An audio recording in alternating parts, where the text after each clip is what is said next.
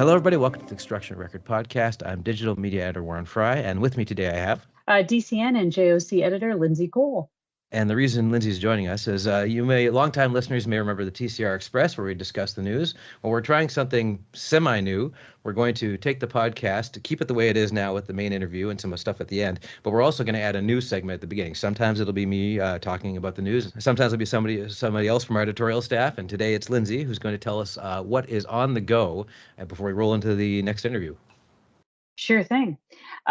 So I thought I would just kind of break down the DCN, what's on the go there, and then on the JOC side of things too, just to give our listeners kind of a cross section of what we're working on. On the DCN side of things, I'm sure our listeners and our readers have noticed a lot of our coverage on the Toronto mayoral race, which has been very interesting to say the least. Staff writer John Wall has done profile stories on the main candidate. That are, polling. There's 6 or 7 that are fairly common within the polls. So we decided we would reach out to them and see what their main, platform highlights are. So that's been very interesting to see. And you can obviously check out our websites for continued coverage of that as we head towards the election, the by-election day, which is looking for the replacement to Mayor John Tory, for those who may not know. I believe the election is June 26th. So we're going to have a couple more stories on the go. We've covered a couple debates as well, which have been interesting. Of note, I think, to the listeners is the fact that housing has been one of the main topics. Obviously transit and housing in the city of Toronto are a large issue, but we've been covering the housing crisis in Toronto, Ontario, and Canada, fairly extensively. So it's interesting how it's crossing into the political realm even more so with this campaign. But kind of along that trajectory is we have a number of stories coming out that have absolutely nothing to do with the Toronto mayoral campaign, but have to do with trying to tackle the housing crunch, be it, coming up with new models that can make it more quote unquote attainable for first-time home buyers. We have a story coming out, I believe, this week. It's a partnership between Parkbridge Lifestyles Communities and Mattamy Homes, which Mattamy is a very large home builder across North America, but in Ontario as well. And they've kind of done this partnership that allows them to basically evolve how you buy a home. So I'm not going to give it all away. You guys can check out what the story is about, but it's basically around what a land lease is and how that can go with just buying, let's say, the actual physical structure and whatnot. So that's kind of an interesting draw on the housing spectrum thing. In terms of how things are being one way to look at solving the housing crisis. The second thing that we have coming out is actually a report by Altus Group. This will come as no shock, Warren, but there's an oversupply of office space in the Greater Toronto area. And there wasn't pre-pandemic, but now it is. So yeah. Yeah, now there is. So now there's, it's basically a call, or it looks at the need for municipalities to rethink the future of office development. And a lot of those can be, there's obviously hybrid work models and all that stuff. But when it comes to actual housing, there's even discussions of adapting old office buildings. So we've covered that a few times before, but this is kind of a new study that takes a look at some vacancy rates there. It's kind of a no-brainer, but I've interviewed guys in Calgary who did this, and they said it's actually more difficult than you'd think because they're just not the same sort of setup in terms of how the buildings function. So you have to adapt a whole bunch of stuff that you never thought you would have to. Yeah, I always found it interesting how they talk about like the spine of a building and how, obviously that spine when it's an office building is constructed a little bit differently than a residential structure. So there's a lot that goes into it. It's not just a quick fix, but it could be one solution for the housing crisis. So, and then on the other end of it, we have another story that Angela has written. It's called Happy Builds. And it's basically looking to be, quote unquote, the best friend to both the builder and the homeowner. And it's all about building prefabricated accessory dwelling units in people's Right. backyards. Laneway houses and such. Yeah. Yes. So, they can be, according to the story, they could be installed within 12 to 16 weeks. And it could be just one other mechanism to, allow more housing to be built in some way, shape, or form. So it's very interesting. Obviously, there's bylaws you have to consider, and there's various, probably approvals you have to go through, which that alone can be problematic. But, I think it's an interesting focus for us. So that's on kind of the DCN side of things, where you'll see some of our coverage focusing on. On the JOC side, we're going to be looking into, this isn't, breaking news or anything, but BC is set to become the first province that'll require asbestos abatement licensing. Right. So, well, it doesn't start till January 1st, 2024. There's a lot of things that workers and employers need to consider, including like a certification program around asbestos abatement. And so we're taking a look at that, and we're seeing, maybe some industry reaction to it, because WorkSafe is going to start accepting license applications in September. So we just thought we'd kind of get ahead of it and see where things are going, and if there's any tips for workers and employers. So that's one avenue on the JOC side. We also have, I thought this was funny. It's continuing our coverage from the Canada Green Building Council, which they held their Building Lasting Change conference in Vancouver recently. And I don't know, Warren, if you're familiar with this game. Maybe you even played it when you were younger. But it was called Kiss, Marry, or Kill. Nobody asked me to play that game. I can tell you that right now. Well, one of the speakers at this panel that was being hosted at the conference asked the crowd, revitalize, adapt, or tear down. So it was a good play on, the questions that are coming to the surface when it comes to Canada's existing buildings. We have a large building stock here across the country. So what the heck do you do with it? And what's the best on the environmental front? So that story, Evan wrote a good piece on that that you guys can expect to read. And then, well, you know this, Warren, because you were there, but we attended the AIA conference recently. So what are some things that are going to be coming out of that? So I went to 3 or 4 different sessions. One of them you're going to hear part 1 of later on in this podcast, because our own senior economist, Michael Gooks, did Build Beyond Today, Making Sense of Today's Construction Economy, which is sort of a recap of what he did in the previous Build Beyond Today webinar we did, which you can also hear. I think it's about a month ago on our pod feed. So I split my interview I did with him after his presentation into 2 parts, and that'll be part of this other new thing we have, sort of an economic focus at the end of the main interview. But anyway, getting back to AIA, I also talked to an architect who was investigating the Champlain Towers collapse, which we've done extensive coverage on. And it was interesting. They said, not to give everything away, but basically they said, there's no one conclusion here. There's a bunch of different conclusions we're heading towards. Like, there's a whole lot of things to look at. But one of the things that was interesting is during the investigation, they found that a tourist was just interested in the noise of it was coming from across the street, so they just went and shot like on their phone footage of the garage before it collapsed, like 7 minutes before it collapsed. So from that and the fact that the other building that didn't collapse is basically more or less a twin in terms of the plans, they were able to figure out, okay, these pillars here might have been what were part of the problem, and here's where these ones got knocked down afterwards when they have, they've got pictures of that after the fact. So it's interesting how these little bits and pieces they were able to piece together to figure out what might have happened with this building collapse. Wow. Yeah. I also talked to a Quebecois architect who's working with Douglas Cardinal, who's a well-known Métis architect, about this project that's being built not on Cree land in Montreal, but on Mohawk land that the Cree are sort of doing an agreement with the Mohawk on.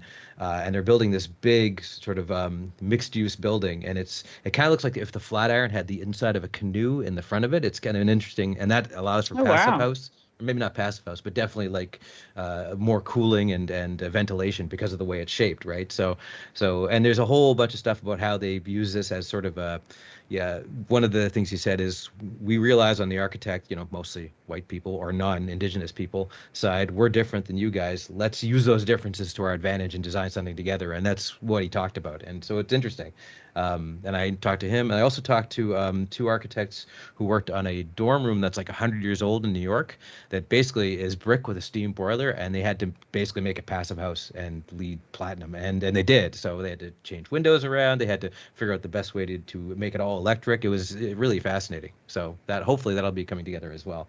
Also, we went to and this was a Construct Connect initiative, AEC Cares. Jen Johnson's the president of that, and what they do is every year at AIA, they go to some nonprofit and they do a big volunteer rebuild or revitalization of a shelter or a similar building. And they did that with the Larkin Street Youth Center, the Lark Inn, which is what this one is called. I think it's the first one. I might be wrong about that. And so I was there filming the whole thing. So there's going to be a video of that eventually that's going to come out. And then you saw over 100 people from Construct Connect and other companies as well go in and take this place that was like about, I think the building itself is from the 1920s or something, but it was bought by the nonprofit 20 years ago, and they in the space of a day they went from kind of fairly decrepit to amazingly well spruced up. I was there the whole time and I couldn't believe what I was seeing. So it was pretty amazing. Yeah, it looked like quite the effort. That yeah. Jen highlights as saying, as soon as one project ends, it's like you go right on to the next one. It's a year-long effort to coordinate, and then obviously to see it culminate in this really great effort by all these volunteers who, just from what I saw, it looked amazing. So, kudos to the team, and obviously, I look forward to seeing the video that you do. Mm-hmm. For sure. Yeah, and I interviewed a whole bunch of people like the GC and one of the design leads and the person who runs Larkin Street Youth Services. And also, we didn't interview her, but London Breed, the mayor, came by. And so I have footage of her, too, touring the facility, which is pretty cool. Yeah, absolutely. That's great. What a great opportunity for you, right? So yeah, it was interesting. Yeah. And so with that, our feature interview for this episode is Wayne Hand. He's the now former dean of the School of Construction and the Environment at BCIT. He's retiring, so we did kind of a post-retirement interview, which you'll hear next, and then Michael Gooks after that.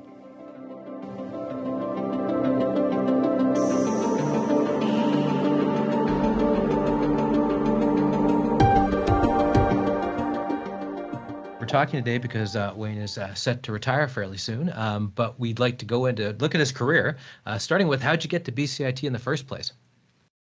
I came here for what I thought would be a short period of time. I was working, I had about 15 years of experience as a engineer working for consulting firms and construction companies. And my wife and I we just had our first child. We decided to actually just take a big break for the summer. And a little bit of an interest in a change of career, not really sure what we wanted to do. So we took a break, went to Europe, ended up coming back, staying up in the Okanagan for the summer, just having a bit of a break. And then got to the point where I thought, okay, well, we lived on the coast and we thought, okay, well, it's probably time to get back to work. And there was a job posting up here at BCIT. So in those times, there was no internet. I was in the newspaper and submitted my application. And then I just about missed getting the job because they phoned and they wanted me to have an interview the next morning or something. It was in a ridiculous time frame that they'd asked for it, and I just had to tell them where I was at. I was up in the interior.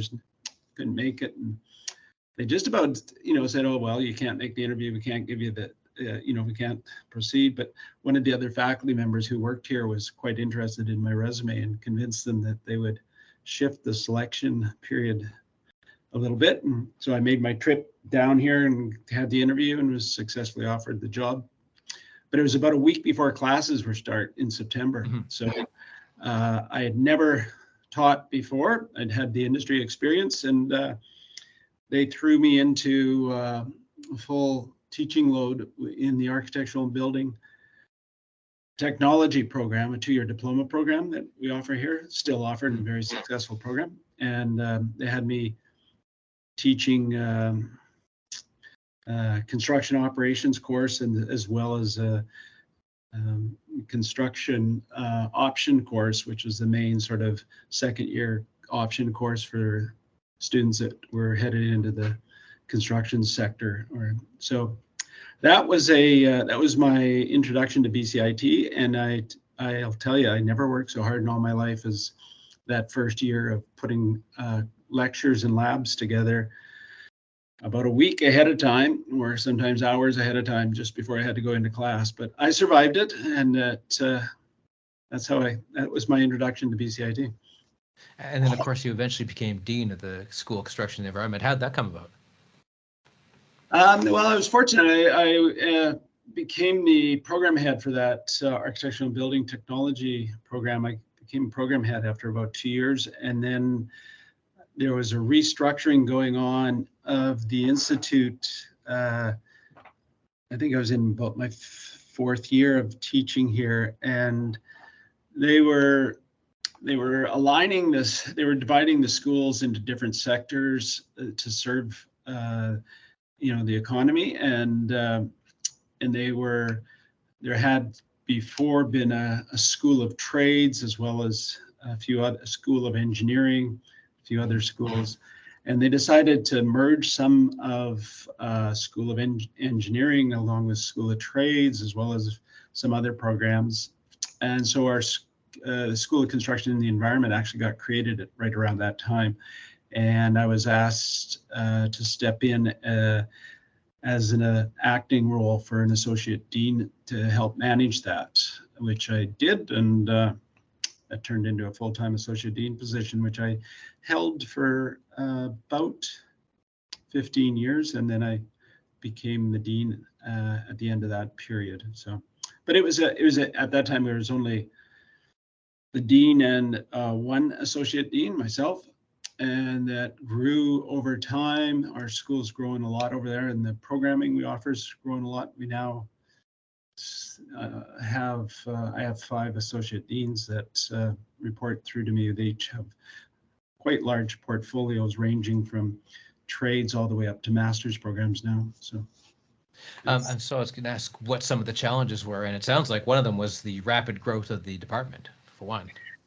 Yeah, it was certainly there were some challenges there, but it was actually it was a very rewarding period. I mean, BCIT sort of as you would probably know, Warren, BCIT started in '64, and for a long period of time it was well known for its trades programs as well as its 2-year diploma programs. And then in the late '90s, about when just right where I became an associate dean, we started offering degree programs. And the reason we got into the degree programs was our diploma grads were really highly respected out in the sector, and yet many of them, in order to advance in their careers, they also, in some cases, were needing degree programs, or they wanted to have that degree.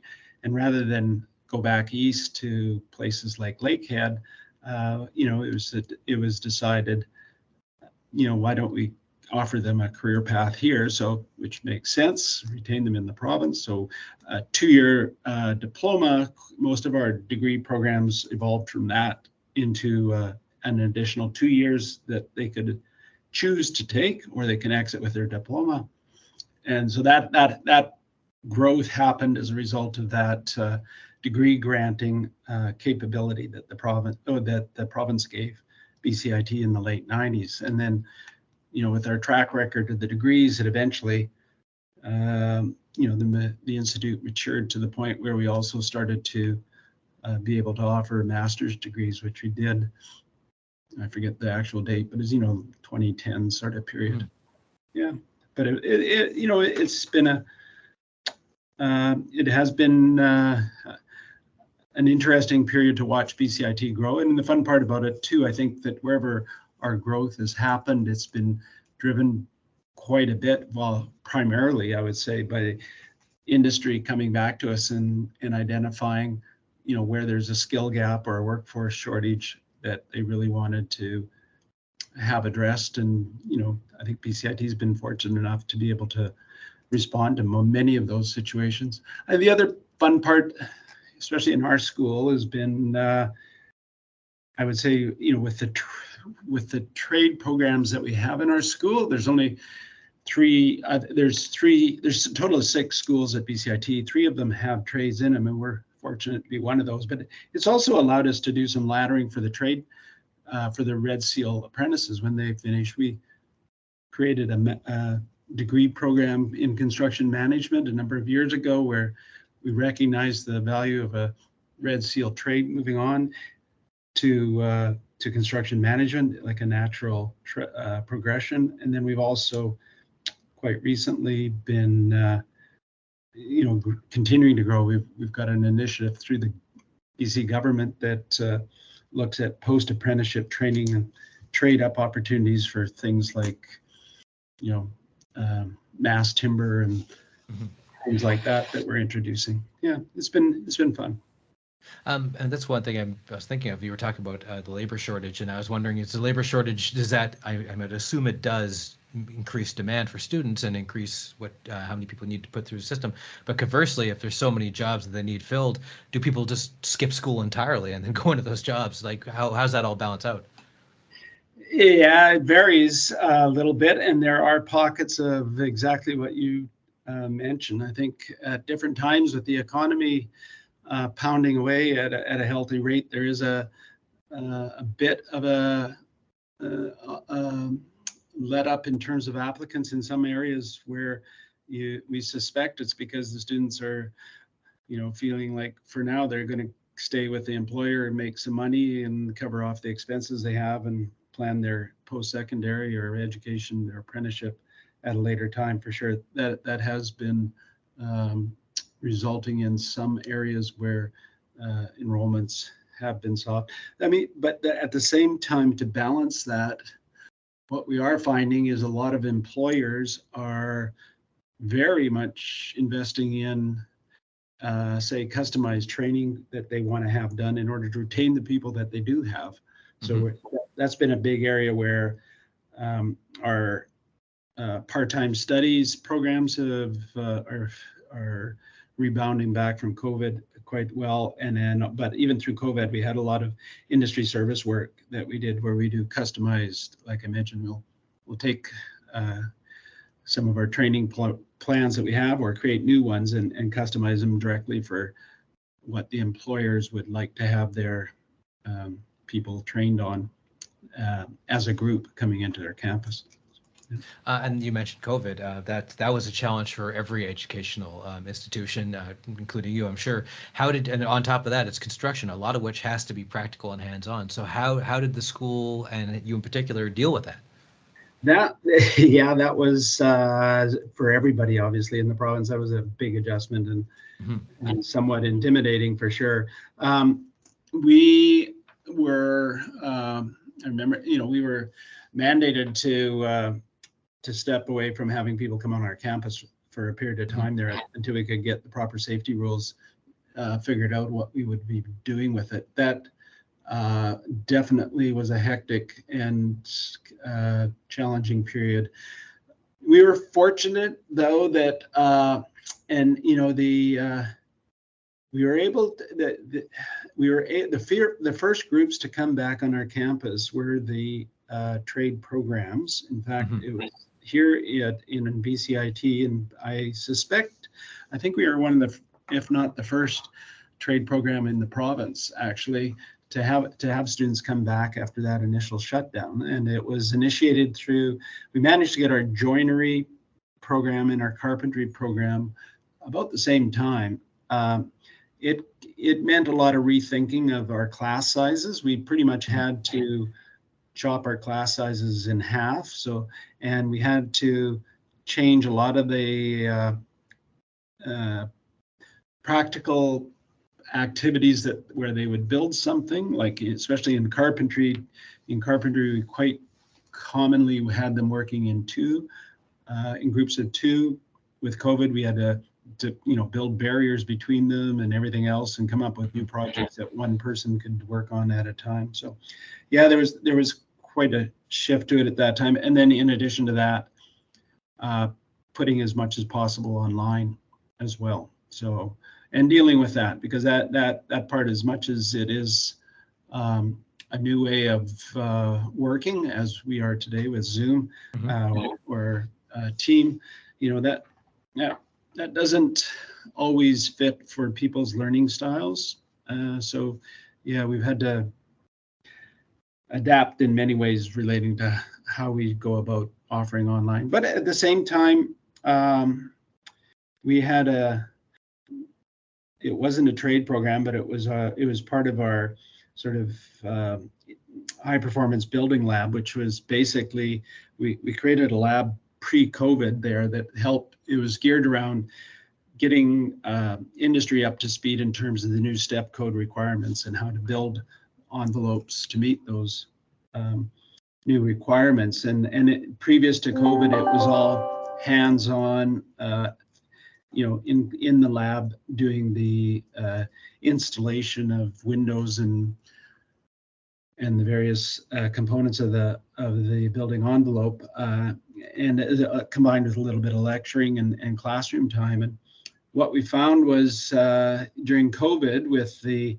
group pivoted really well. They went to videotaping, and they almost created a little studio right in the lab that we have there. And they managed to thrive during that period and produce just super high quality videos that ended up, enrollment jumped up like crazy, I guess. And we were able to reach across the province with their product, across the country, we've even had people tuning in from New Zealand to take some of the training that they've offered. So it's in some ways, it's opened up a lot of different markets for us and ways of thinking of how to outreach with some of our training, which has been a positive thing from it, for sure. Same sort of thing happened with some industry funded programming that we did for the forestry sector. We had an industrial wood processing program. We had put part of it online and part of it was face-to-face, but with COVID, we gave up the face-to-face component and went entirely online. And the result of that was better buy-in from the industry. They were sending their employees to this program anyways. It meant lower costs for the employers. Employees didn't have to leave work for that face-to-face time. And we ended up, reaching forestry companies from northern BC all the way down to the southern states. We've had them go through. So that's been interesting too, and positive. And so finally, you're set to retire. What's next for Wayne Hand? You know what? I got some holiday time planned right away. We're gonna head to northern Spain and southern France for a little while, and then clear our heads and think about what we want to do. And I'm sure we'll come up with something. But yeah, I'm going to miss BCIT. I'll tell you that. It's been a fun ride. Really enjoyed it. Yeah. Okay. Well, thanks for joining us today, Wayne. Yeah. Thanks for the interview, Warren. And up next, it's our new economics segment. And from the AIA Expo floor, I have an interview with myself and Michael Gooks, our senior economist at Construct Connect, all about Build Beyond Today. This is part 1 of 2. The second segment will show up on Friday. And you just gave a talk at AIA about Build Beyond Today, kind of a broad overview of the construction economy. So let's go with that first, the 30,000-foot view. Where is the construction economy at in mid-2023? Right. So, Warren, what's happening is that the factors that are going to drive tomorrow's construction market aren't what they've been the last 3 years. The last 3 years have been driven a lot by COVID, right? And in today's presentation, we talked about supply chains. We talked about inventory control.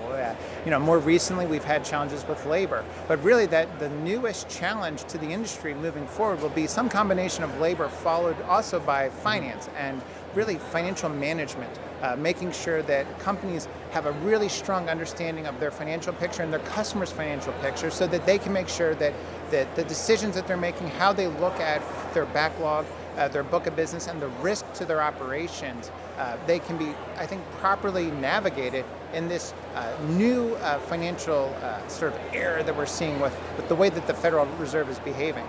Well, that's one thing you touched on is because of sort of the stuff like Silicon Valley Bank and those other, the bank, Federal Reserve, and the banks, or the bigger banks, are more apt to back things they wouldn't have before, in a way. It's really possible, right? So, in that presentation, one of the things that we talked about, or I talked about, was this idea that with the small banks, they've seen capital flight.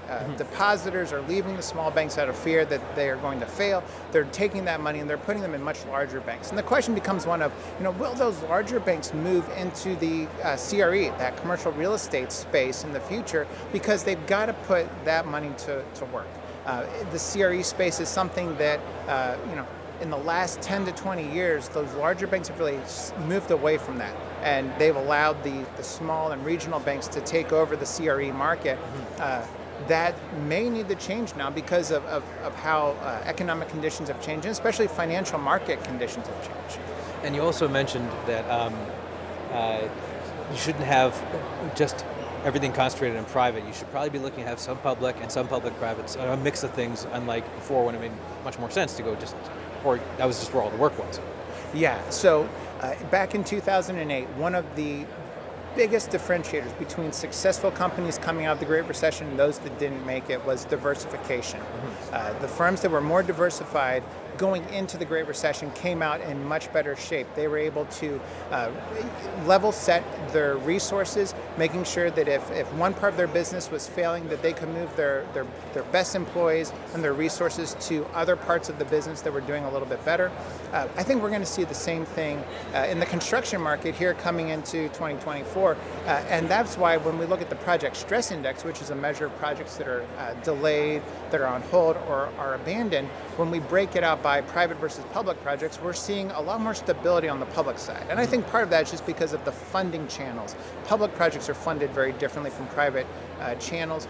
There's bond raises, there's money that comes from the federal government. It's just a completely different source of capital. On the private sector, there's a lot more volatility because of all that we're seeing in the banking sector. And so, when we look at that project stress, we do see this bifurcation where private projects are experiencing a lot more stress than public projects. And so, to your point, right, you want to be diversified. You want to make sure that you have, at least some minimum amount of work maybe in that public sector space as a backstop, as a way to protect your business and your employees, should conditions worsen.